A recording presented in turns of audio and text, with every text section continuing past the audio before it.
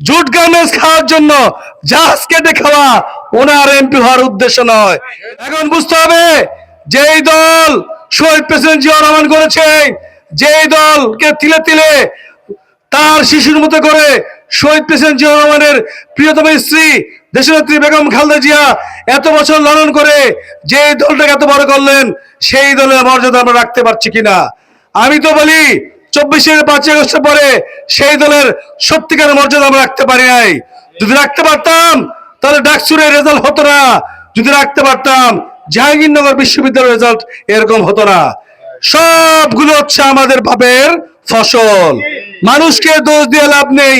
তুমি করবা চুরি, তুমি করবা বাটপারি, তুমি কাটবা জাহাজ, তুমি মানুষের জায়গায় সাইনবোর্ড করবা, তুমি গার্মেন্টস দখল করবা, তুমি মানুষকে অত্যাচার করবা, অন্য কারো লুটপাট করবা, তুমি হয়েছো মানুষ তোমাকে ভোট দিবে?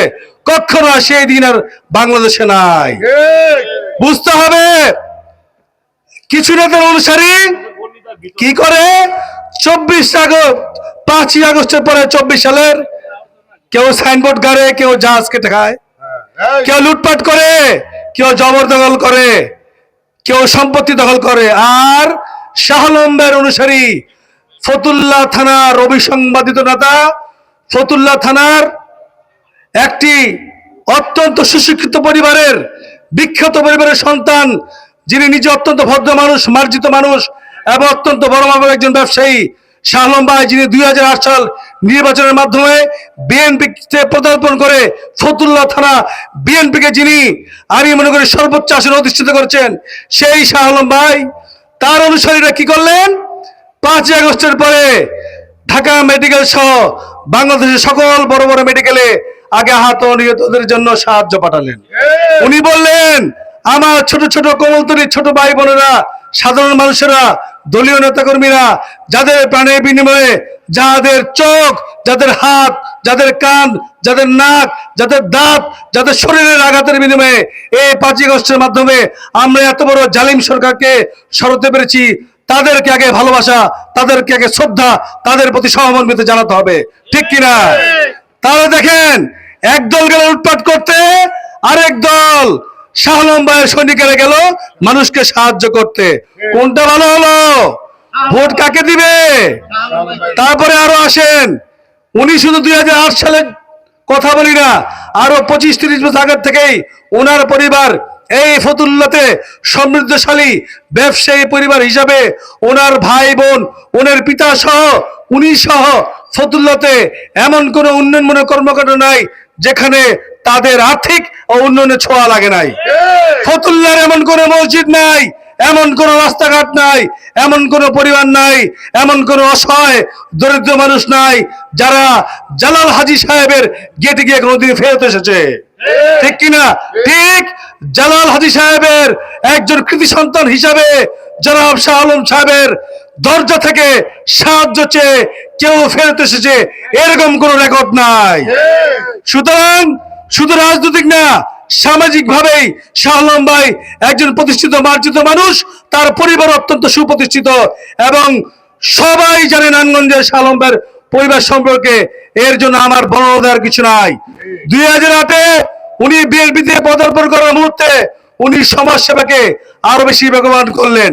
উনি ফতুল্লা থানা সহ নারায়ণগঞ্জ 4 আসনের প্রত্যেকটি অঞ্চলের প্রত্যেকটি জায়গাতে যে যেখান থেকে মসজিদ, মাদ্রাসা, এতিমখানা, দুস্থ অসহায় বাসস্থান, শীতের কাপড় চোপড়, কম্বল, অসহায় দরিদ্র, করোনার মধ্যে সাহায্য সহ সুচিকিৎসা, হার্টের সমস্যা, কানের সমস্যা, অপারেশন, যে যখন শিক্ষাক্ষেত্রে যে যেভাবে সাহায্য চেয়েছে উনি ব্যক্তিগত তরফ থেকে উনি জান্নাহ ওয়েলফেয়ার ফাউন্ডেশন এবং আফিয়া জালাল ফাউন্ডেশনের মাধ্যমে সর্বোচ্চভাবে চেষ্টা করেছেন সে দাবি পূরণ করার জন্য, ঠিক কিনা?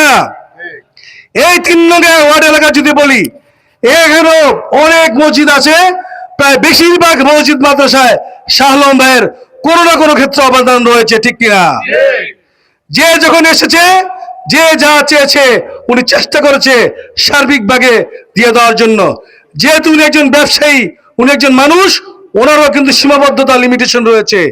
এই জন্য উনি চান যেহেতু মানুষ হিসেবে তা সীমাবদ্ধ রয়েছে। উনি যদি জনপ্রতিনিধি হতে পারেন তাহলে সরকারি সাহায্যের মাধ্যমে ওনার ব্যক্তিগত সাহায্য মিলে আরো ওনার সমাজসেবা, এই সমাজসেবাকে উনি আরো বেগবান করতে পারবেন। এই উদ্দেশ্যকে সামনে রেখে, অর্থাৎ মানব কল্যাণ, জনকল্যাণ, সমাজসেবাকে সামনে রেখে কিন্তু শাহ আলম ভাইয়ের রাজনীতি। এমপি হওয়ার আশায় উনি রাজনীতি করে নাই, উনি রাজনীতি করে এমপি হয়ে পড়ে যেহেতু সরকারি সাহায্য পাওয়া যাবে, যেহেতু তিনি প্রজেক্ট আনতে পারবেন, যেহেতু আইন প্রণয়নের ক্ষমতা থাকবে, যেহেতু সরকার প্রশাসন তার কথা শুনবে, উনি ওনার কাজ করতে সুবিধা হবে, এই জন্য উনি এমপি হয়ে এই মানব কল্যাণ সমাজ সেবায় নিজেকে আরো বেশি নিবেদিত করতে চান। এই হচ্ছে ওনার উদ্দেশ্য। জুট গার্মেন্টস খাওয়ার জন্য জাহাজ কেটে খাওয়া ওনার এমপি হওয়ার উদ্দেশ্য নয়, এটা সবাইকে বুঝতে হবে। এই জন্য বন্ধুরা আমার, যে যেখানে আছি, যে যেটাই করি, আমাদের বুঝতে হবে বর্তমানে জেনজি জেনারেশন, যাদের বয়স 18 থেকে 27, যারা শেখ হাসিনার কুকর্মের জন্য জীবনে ভোট দেওয়ার সুযোগ পায় নাই, এরকম 3.5 কোটি ভোটার কিন্তু এবার ভোট দিবে। সুতরাং সাবধান, আমাদের বিএনপিকে প্রার্থী নির্বাচনের ক্ষেত্রে অত্যন্ত সততার পরিচয় দিতে হবে, বুদ্ধিমত্তার পরিচয় দিতে হবে। কাকে প্রার্থী করলে মানুষ সকল স্বস্ফূর্তভাবে ভোট দিবে, এই ধরনের প্রার্থীকেই পেরি নমিনেশন দিতে হবে। শুধু নারায়ণগঞ্জ 4 আসন না, সারা বাংলাদেশে 300 আসনে এরকম ব্যক্তি দেখে থেকে ভোট দিতে হবে।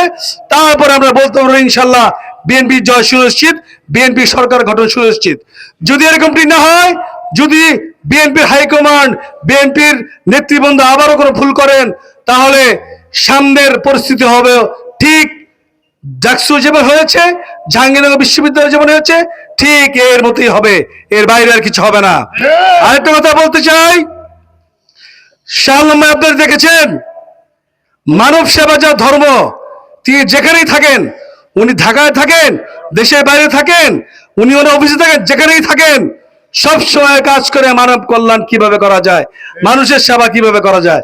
দেখেন, এত কিছুর পরও সারা বাংলাদেশে যখন চারদিকে এত বিশৃঙ্খলা, শাহ আলম ভাই কি করলেন? একটি অন্যতম মানব সেবা হচ্ছে মানুষের চিকিৎসা সেবা করা, ঠিক কিনা? বর্তমানে বাংলাদেশে ঘরে ঘরে জ্বর, ঠান্ডা, ডেঙ্গু, টাইফয়েড, ডায়াবেটিক্স, মানুষের গ্যাস্ট্রিক, মানুষের বিভিন্ন ধরনের রোগ। শাহ আলম ভাই বললেন, ঠিক আছে, যেহেতু আমি নির্বাচন করি না করি, আমাকে মানুষ এমপি বানাক না বানাক, আমাকে নমিনেশন দেখ না দেখ, আমি যেহেতু মানুষের কল্যাণে এই রাস্তায় নেমেছি, রাজনীতি করতে নেমেছি, তাই মানব কল্যাণ আমার আগে, রাজনীতি হচ্ছে পরে। এই মানুষ সেবা করার জন্য উনি প্রথমে 5ই আগস্টের গণ-অভ্যুত্থান দিবস উপলক্ষে প্রায় হাজারো মানুষকে বিনামূল্যে চিকিৎসা দিলেন ফতুল্লাতে।